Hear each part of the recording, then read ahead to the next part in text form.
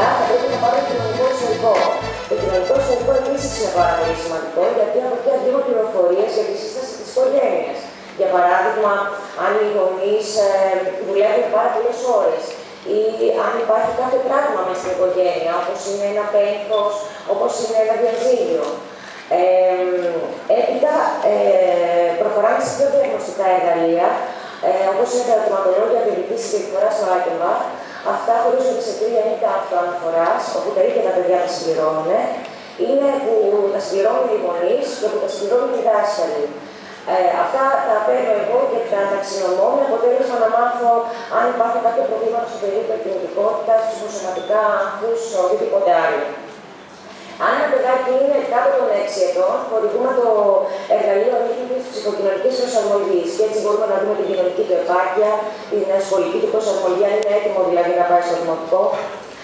Συμπληρωματικά και ανάλογα με το τι θα μας δώσει η παρατήρηση και η κοινωνική συνέντευξη στην αρχή που μας είπα, προχωράμε στο να δώσουμε και άλλα εργαλεία, όπως είναι τη ΔΕΠΗ για διάσταση προσοχής, όπως είναι το CBI, το οποίο είναι για τακτικά συμπτώματα, όπως είναι το MASK, για να δούμε αν υπάρχει κάποια αρθρωτική διαταραχή, καθώς επίσης και τις δόσεις και τις HARTER, για να δούμε την αυτοεκτίμηση του παιδιού. Φυσικά, στο τέλος, δεν πρέπει να παραδιέψουμε τη μαθησιακή αξιολόγηση, η οποία είναι παίρνει πάρα πολύ χρόνο, χρειάζονται αρκετά διαγνωστικά εργαλεία. Πρέπει να αξιολογήσουμε την νοημοσύνη του παιδιού με το WIS-3, καθώς επίσης πρέπει να δώσουμε και άλλα τεστ, τα οποία θα δούμε την μαθησιακή του επίδοση, όπως είναι το Αθηνά τεστ, το τεστ αναγνωστικής επίδοσης και τεστ μαθησιακών δυσκολιών, το φωνολογικό τεστ ανείχνευσης δυσλεξικής συμπεριφοράς. Πρέπει να λάβουμε υπόψη μας τη συχνότητα της συμπεριφοράς, δηλαδή όσο πιο συχνά παρουσιάζεται μια συμπεριφορά, τόσο πιο μεγάλο είναι το πρόβλημα, την ηλικία του παιδιού και την ένταση της συμπεριφοράς, όσο πιο σοβαρή έντονη είναι η μορφή με την οποία εκδηλώνεται το πρόβλημα συμπεριφοράς, τόσο πιο μεγάλο είναι και το πρόβλημα. Τα προβλήματα συμπεριφοράς χωρίζονται σε 2 κατηγορίες, σε αναβιωματικά προκλητικά προβλήματα και σε προβλήματα διαγωγής. Έτσι λοιπόν, ένα παιδί έχει προβλήματα συμπεριφοράς όταν παρουσιάζει αναβιωματικά προκλητικά προβλήματα, δηλαδή αν μιλά, είναι ανυπάκουος στο σπίτι ή στο σχολείο, είναι δύσιμος, απεισματάρης, συνεδρίζεται εύκολα ή κάνει πολλά ξεσπάσματα θυμού, είναι επιθετικός και αποδίδει ευθύνη στους τρίτους. Έπειτα, είναι τα προβλήματα. Έπειτα είναι τα προβλήματα διαγωγής, όπως να παραδέχει κανόνες, να βλέπει καυγάδες, να μην αισθάνεται τύψεις για το που κάνει, να δημιουργεί κακές παρέες, να λέει ψέματα, να κάνει κλοπές, να χρησιμοποιεί ηλεκτρική βία, να δημιουργεί ηλικές καταστροφές, να επιτίθεται σε άλλους συναντρία. Αυτά είναι πολύ σημαντικά, γιατί πρέπει να τα γνωρίζουμε εμείς που θα κάνουμε την αξιολόγηση του παιδιού. Έτσι λοιπόν σήμερα θα σας παρουσιάσω τρόπους αντιμετώπισης προβληματικής συμπεριφοράς. Θα αναφέρω τρόπους που απευθύνονται είτε σε γονείς είτε σε δασκάλους. Και ο καθένας μπορεί να τους αφομοιώσει και να τους εφαρμόσει με όποιον τρόπο έχει να τους εξυπηρετεί. Φυσικά έχουμε ένα πολύ μικρό χρονικό διάστημα, δεν μπορώ να τα αναπτύξω όλα.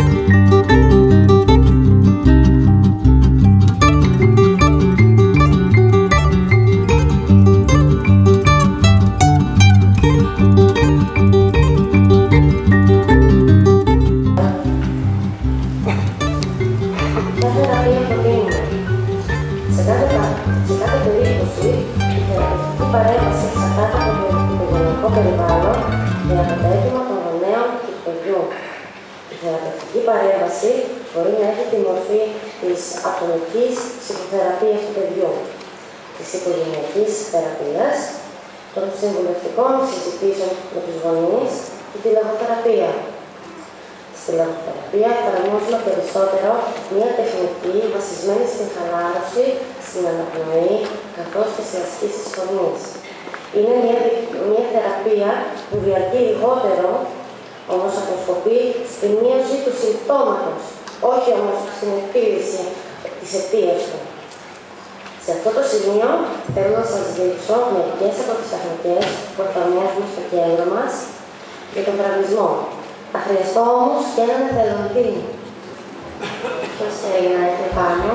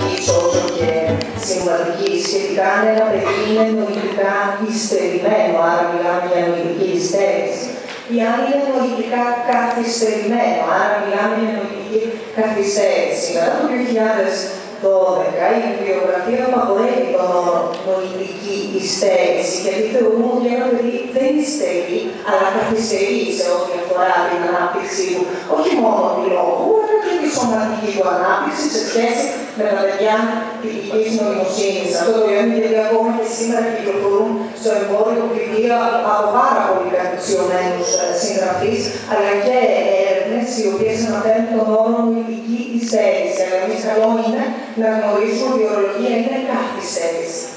Ανάστημα λοιπόν μικρότερο από το συνομιλίκο, να έχουμε και παιδιά που φτάνουν στο ύψος το 1 και 20 και δεν αναπτύσσουν μεγάλο. Καθυστέρηση της γενικότερης ανάπτυξης, τόσο της γνωστικής όσο και της σωματικής.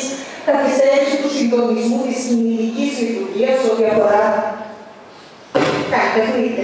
Σε ό,τι αφορά τις αδρές κινήσεις ή τις λεπτές κινήσεις δεξιότητας και συντονισμού. Φυσικά η καθυστέρηση της ομιλίας και της ανάπτυξης του λόγου που θα μιλήσουμε στην πορεία. Συγγενείς καρδιοπάθειες, πάρα πολλά παιδιά, ένα ποσοστό περίπου 60-70% έχει πριν την ηλικία των 5 ετών υποστεί τουλάχιστον μια εγχείρηση. Και ένα γενικότερα εξασθενημένο ανοσοποιητικό σύστημα, το οποίο μπορεί να περιλαμβάνει από γαστρεντερολογικές παθήσεις μέχρι και λευχαιμία. Να τους λοιπόν, αυξημένος κίνδυνος λευχαιμίας.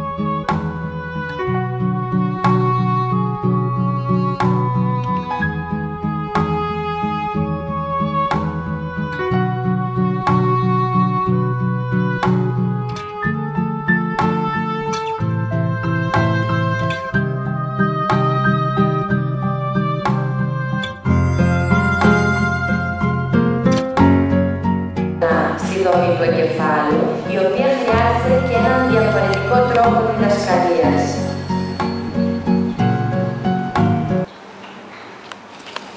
Ο Μολιέρος έλεγε ότι όσο μεγαλύτερο είναι το εμπόδιο, τόσο μεγαλύτερη και η δόξα του να το ξεπεράσεις.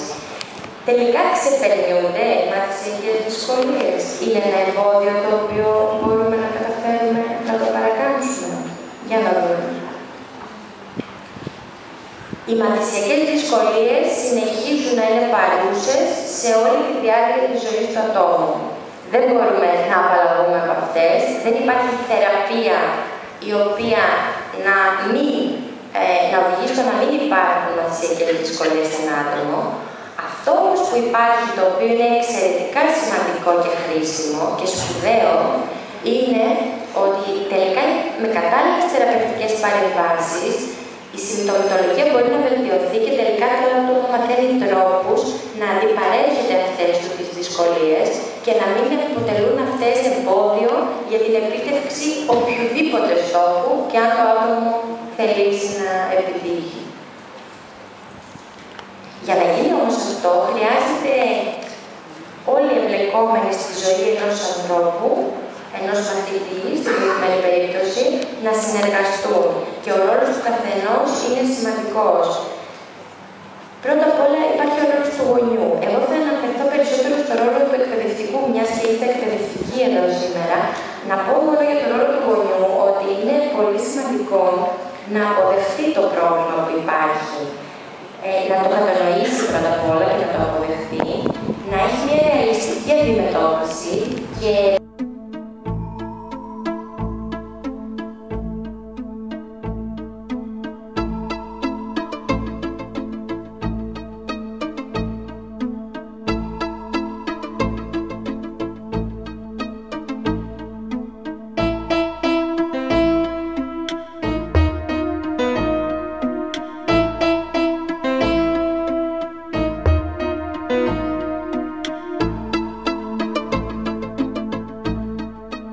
Εισηγούμαστε τα προγράμματα κατάρτισης, υποστήριξης, εισηγούμαστε για την εγγραφή και τη φοιτησή τους στην κατάλληλη σχολική μονάδα, παρέχουμε συμβουλευτική στα παιδιά μας, για αυτά που έχουμε δει, καθορίζουμε τα βοηθήματα ειδικά για τα παιδιά με προβλήματα ακοής και όρασης,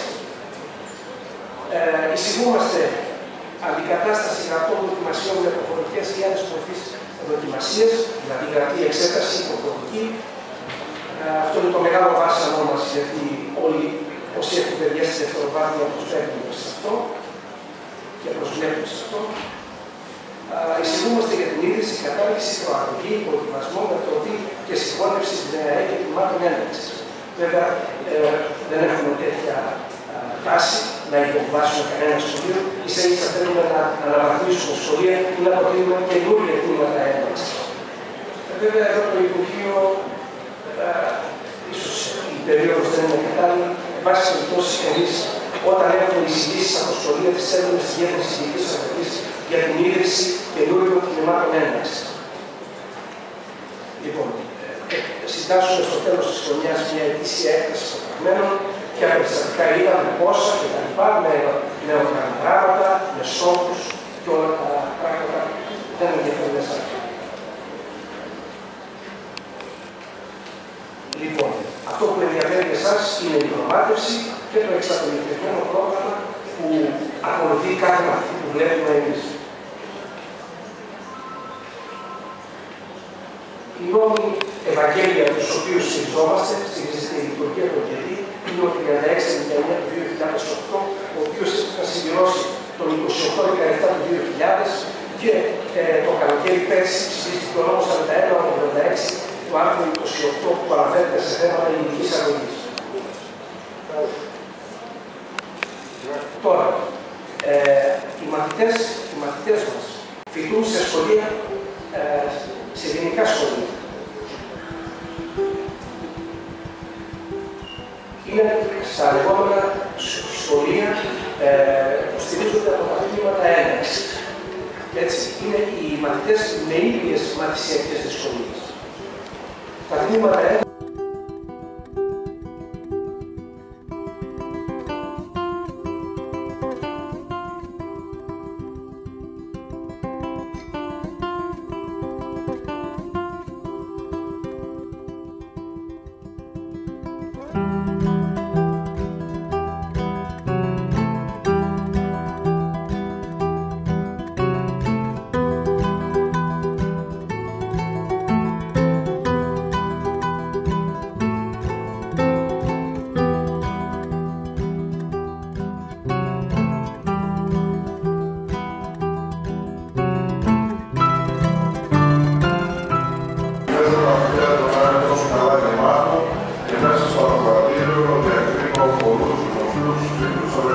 φυσικά πρόσωπα και αυτό θα κάνει να νιώθω ιδιαίτερα υγεία για να σας πω ότι στη σημερινή εποχή δεν είναι απλά μια επιστημονική εξειδίκευση το να ασχολούμαστε με τις δυσμαθησιακές και αναπτυξιακές δυσκολίες που έχουν τα παιδιά μας, τα παιδιά της πόλης μας και τα παιδιά της κοινωνίας μας. Είναι σημαντικό, σαν κοινωνία, να μπορούμε να εντοπίσουμε τις δυσκολίες τις οποίες αντιμετωπίζει ένα παιδί. Είναι σημαντικό άλλωστε να προστρέφουμε στις όποιου βαθμού δυσκολίες μπορεί να έχει ένας συνάνθρωπός μας, σε όποια κατηγορία, σε όποια ηλικία, πολύ περισσότερο ένα παιδάκι το οποίο στο συγκεκριμένο πρέπει να το βοηθήσουμε να προχωρήσει γρηγορότερα. Θα ήθελα να σας πω ότι δεν πρέπει να παραγνωρίσουμε την εποχή και τις συνθήκες κάτω από τις οποίες ζούμε. Είναι δύσκολο το γεγονός ότι ζούμε σε ένα περιβάλλον που τα παιδιά βρίσκονται πιεσμένα μέσα σε μια αστική δόμηση η οποία δεν περιέχει τις δυνατότητες κάτω από τις οποίες μεγαλώσαν οι παλιότεροι, όπου η γειτονιά, το πράσινο, η αλάνα και όλα αυτά μας έκαναν μια άλλη δυνατότητα κοινωνικοποίησης. Αλλά ζούμε και σε μια εποχή που δεν πρέπει να παραγνωρίσουμε το γεγονός ότι όλα τα παιδιά μεγαλώνουν τα τελευταία χρόνια και κάτω από αυτές τις συνθήκες της οικονομικής δυσκολίας, της κρίσης όπως έχουμε συνηθίσει να λέμε, η οποία βέβαια πέρα από την οικονομική της διάσταση έχει και βαθύτερα, πνευματικά και μη υλικά στοιχεία. Βέβαια, δεν πρέπει να παραγνωρίσετε το γεγονός ότι και εσείς που καλείστε να δώσετε λύσεις με την προσπάθειά σας σε αυτές τις όποιες δυσκολίες εντοπίζουμε, αντιμετωπίζετε και εσείς τα ίδια προβλήματα της κρίσης τα οποία αντιμετωπίζουν οι τρόποι μας. Είναι σημαντικό λοιπόν, υπό αυτές τις συνθήκες της κρίσης, υπό αυτές τις συνθήκες του περιβάλλοντος που ζούμε, να γίνεται κάθε δυνατή προσπάθεια προκειμένου έγκαιρα, επιστημονικά, αλλά και βαθύτατα ανθρώπινα να μπορούμε να προσεγγίσουμε και να αντιμετωπίσουμε τις μαθησιακές και αναπτυξιακές δυσκολίες που αντιμετωπίζουν τα παιδιά μας.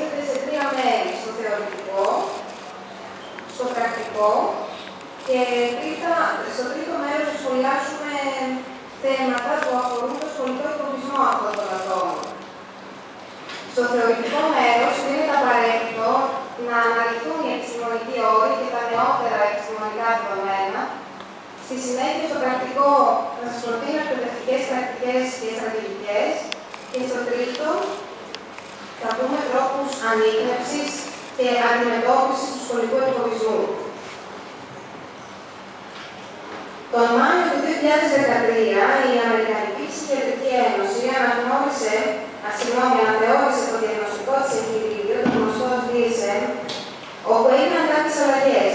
Είναι σημαντικό να τονίσουμε αυτές τις αλλαγές. Πλέον σήμερα δεν μιλάμε για αυτισμό και αυτιστικά άτομα. Δεν χρησιμοποιούμε τους όρους και τις κατηγορίες όπως Asperger ή σύνδρομο Asperger, αν το έχετε ακούσει, ή διάρκεια αναπτυξιακή, χωρίς να μας εξηγεί τον τρόπο που το έκανε, αλλά μπορεί να μην μπορεί να δεχτεί μόνος του, μπορεί να μην γνωρίζει τα βήματα για να κάνει μπάνιο. Θα πρέπει να αναλύσουμε μία δραστηριότητα στα βήματα. Θα έχουμε μία ανάλυση έργου πώς να φτιάχνει τόσο. θυμηθείτε ότι δεν είναι αναγκαίο έτσι συνέχεια να αναλύουμε τα βήματα. Πρέπει να εκπαιδεύσουμε το παιδί και στη συνέχεια να αρχίσουμε να είμαστε αφαιρετικοί. Γιατί το παιδί θα το γενικεύσει, θα τα μάθει. Ένα άλλο πρόγραμμα εκπαιδευτικό είναι το PEX, όπου ο μαθητής ανταλλάσσει κάρτες με τον εκπαιδευτικό για να αποκτήσει ένα αριθμητό αντικείμενο και ο εκπαιδευτής, εκπληρώνει αμέσως την επιθυμία του μαθητή. Είναι ένα πρόγραμμα που βασίζεται στη συντελεστική μάθηση του Σκίνερ και διδάσκονται συστηματικά λειτουργικοί ηλεκτρικοί ενισχυτές. Παρακάτω επίσης θα σας δείξω ένα βίντεο. Δυστυχώς δεν υπάρχει κάτι ελληνικό ή στα αγγλικά,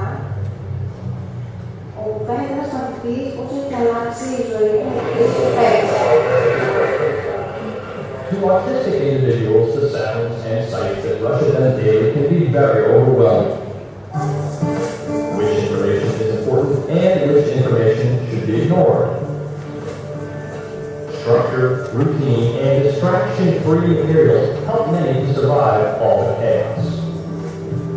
Individuals with autism are usually visual learners, which means that they understand photos and written words much better than spoken language. Communication devices often help to make simple requests.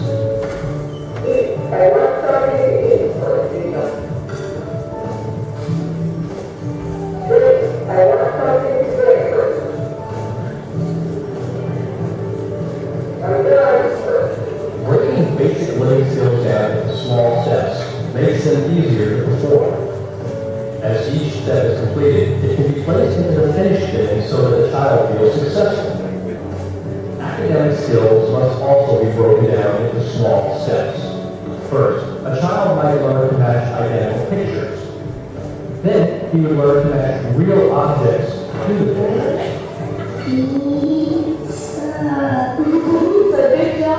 Next, he might learn to sort by category or match written words.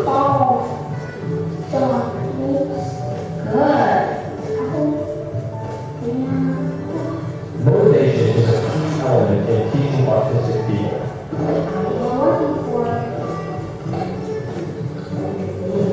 Helping boards help people with autism to see when a task will be done and what they will receive as a reward.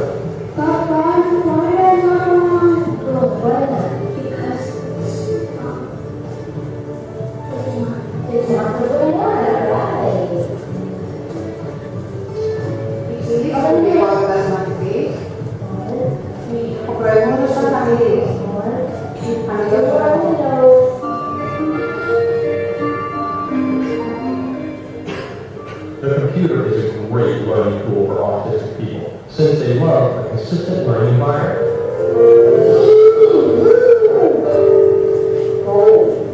Programs and rewards can be customized for each student.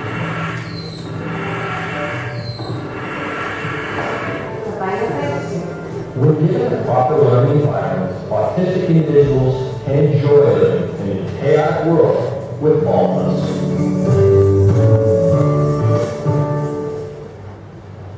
Θυμηθείτε ότι προσαρμοζόμαστε στις ανάγκες και τις δυνατότητες του εκάστοτε μαθητή. Δεν εφαρμόζουμε τα πάντα σε όλους, γιατί ο καθένας είναι μοναδικός. Εκτός από λοιπόν το PEX υπάρχει πλούσιο υλικό με εικόνες στο ίντερνετ. Στη συνέχεια ακολουθεί το Marathon, είναι ένα άλλο πρόγραμμα.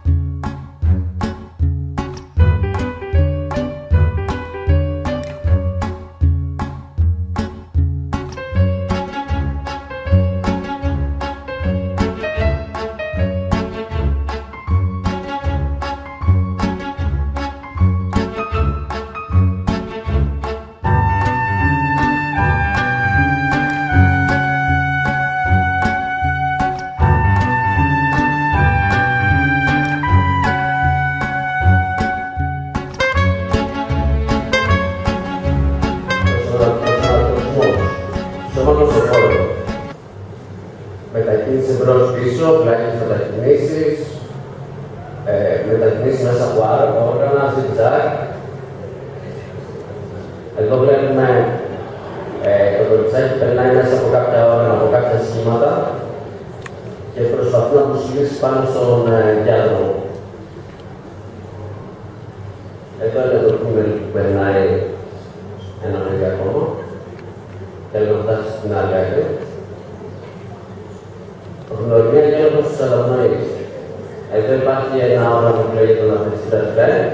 Μπορούμε να κάνουμε ασκήσεις με μπαλάκια του πινκ-πονγκ, με μπαλόνια, με καλαμάκια και άλλα τέτοια χαρτιά. Στην φωτογραφία προσπαθεί είναι ένα πλαστικό μπαλάκι και προσπαθεί να φτάσει στο τέλος της σανίδας. Είναι σανίδα με ραβδόσεις και πρέπει να ψήσεις τόσο δυνατά ώστε να μην φύγει η δεξιά ή αριστερά και να φτάσει στο τέλος της σανίδας.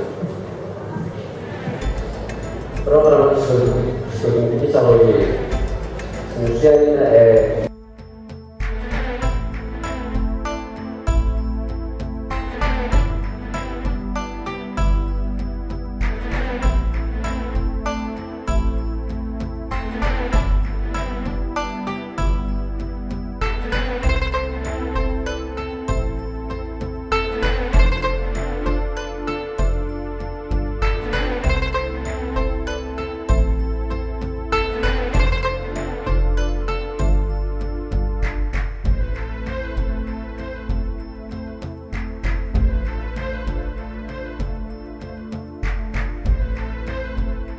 αδύναμο, πειρασμένο, στη σύγχυση. Η τυπική συμπεριφορά δεν είναι επικίνδυνα συμπτώματα. Θα υγρώνει, αυτό είναι το πιο συχνό. Θα είναι πολύ οχρό. Θα έχει έντονες φίξεις και θα αναπνέει πάρα πολύ γρήγορα. Το βοηθούμε να καθίσει και να του δώσουμε ένα γλυκό ρόφημα ή τροφή. Νερό με ζάχαρη, καραμέλες, χυμό. Δεν μας πειράζει να είναι το ζάχαρος ή πολύ ψηλές τιμές. Αυτό που μας πειράζει και φοβόμαστε είναι να πέσει πολύ το ζάχαρο. Αν ανοίξει γρήγορα με τη λήψη της γλυκιάς τροφής, του δίνουμε ακόμα λίγο, το αφήνουμε να ξεκουραστεί και εν τω μεταξύ έχουμε ειδοποιήσει τους γονείς του. Βλέπετε και εδώ. Στη δεύτερη φωτογραφία κάτω σας δείχνω αν τυχόν αυτό το παιδάκι υποθυμίσει και έναν ανήκει, θα πρέπει να κάνουμε τα ίδια όπως είπαμε πριν και τους επιλεκτικούς σπασμούς. Να δω αν αναπνέει και να το γυρίσω στο πλάι. Σχεδόν ποτέ φαντάζομαι ότι δεν έχει συμβεί κάτι τέτοιο. Εσείς και όσοι έχετε στα σχολεία παιδάκια με ζαχαρόδι διαβήτη τύπου 1, πρέπει να έχετε καραμελίτσες, χυμούς, κάτι γλυκό για να πιει το παιδί. Και το έχουμε συζητήσει και με κάποιους εκπαιδευτικούς που έχουν τέτοια παιδιά. Παιδί με απώλεια συνείδησης. Μπορεί να συμβεί ανά πάσα στιγμή, παίζοντας τα παιδάκια μεταξύ τους στην αυλή να χτυπήσει το ένα το άλλο, για διάφορους λόγους βέβαια. Και το παιδάκι που πάσχει από το ζαχαρόδι διαβήτη έχει ένα λόγο περισσότερο. Χάνει τις αισθήσεις του, πέφτει, δεν αναπνέει, δεν κουνιέται, δεν κάνει τίποτα. Δεν προσπαθώ φυσικά σε αυτό το παιδί να του δώσω να πιει χυμό, ούτε να φάει καραμέλα. Θα το πνίξω. Ανοίγω απλά το στόμα του, τον αεραγωγό, και λέει μόνο να αναπνέει. Το γυρίζω λοιπόν πλάγια, με το ένα πόδι μπροστά και τίποτα άλλο. Τώρα οι τεχνητές αναπνέες και οι τεχνητές μαλάξεις, σαν όλοι ξέρω ότι σας φοβίζουν, αν έχετε το θάρρος να τα κάνετε, καλώς. Αν όχι, θα φωνάζετε στενοφόρο. Η υποθυμία. Το παιδάκι που είναι έτοιμο να υποθυμήσει παραπονιέται ότι αισθάνεται αδύναμο. Πολλές φορές το πρωί, τα περισσότερα που δεν έχουν πάλι πρωινό, τα μικρά και μεγαλύτερα, νιώθουν αδύναμα, ζαλίζονται, θέλουν να κάνουν μετό, είναι οχρά. Πρέπει να υποψιαστούμε ότι θα υποθυμήσει. Σύντομη είναι αυτή η απώλεια συνείδησης, ο στιγμός τους πέφτει, όπως λέμε, είναι πολύ βραδύς και η ανάπτυξη πλήρης, μόνο του συνέβονται. Παρ' όλα αυτά, σε αυτό το παιδάκι, όπως όλοι ξέρετε, τι κάνουμε, φοβάζομαι να εξαπλώσει, σηκώνουμε τα πόδια του πιο ψηλά από τον κορμό και του κάνουμε αέρα, βρέχουμε λίγο το πρόσωπό του και αφού συνέλθει, δίνουμε λίγο νερό.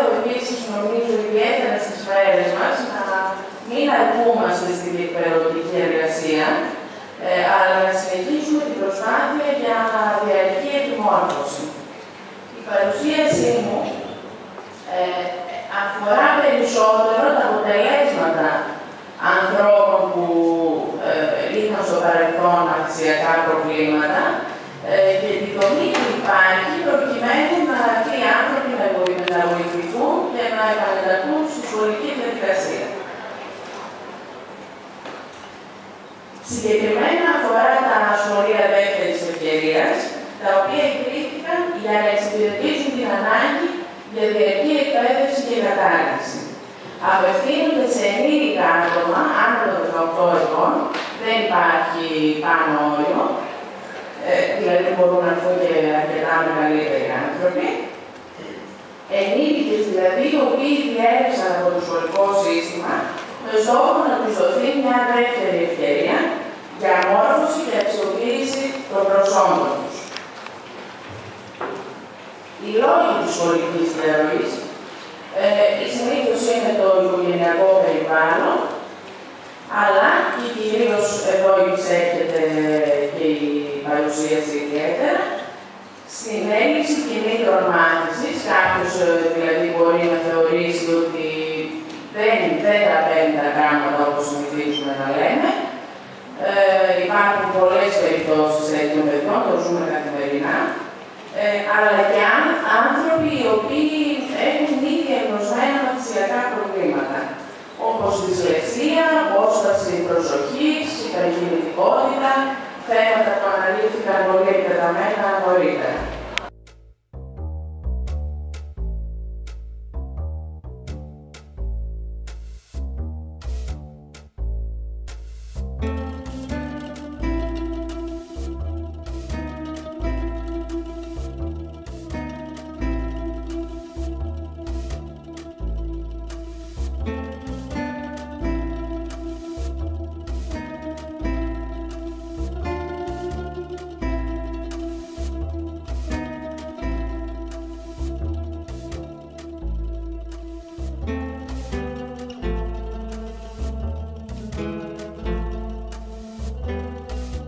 Οι κοινωνικές ενδείξεις είναι πολλές στην εφηβεία. Όπως καταλαβαίνουμε, στην εφηβεία υπάρχει, είναι κυρίαρχο το στοιχείο της κοινωνικοποίησης, τις σχέσεις με το άλλο φύλο, τις σχέσεις με τους συνομιλίκους. Η φιλία δηλαδή γίνεται πιο ισχυρή στην εφηβεία.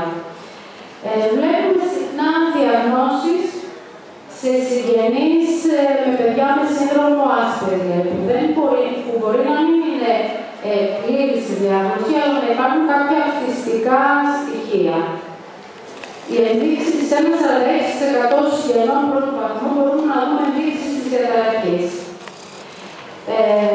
Τα μέσα μαζικής ενημέρωσης, τα σεμινάρια και όλα αυτά που γίνονται καλή ώρα, βοηθάνε πάρα πολύ ώστε να γίνουν μεγαλύτεροι, να υπάρξουν περισσότερες παραπομπές και των παιδιών και των ενηλίκων για διαγνωστική αξιολόγηση, ώστε να υπάρχουν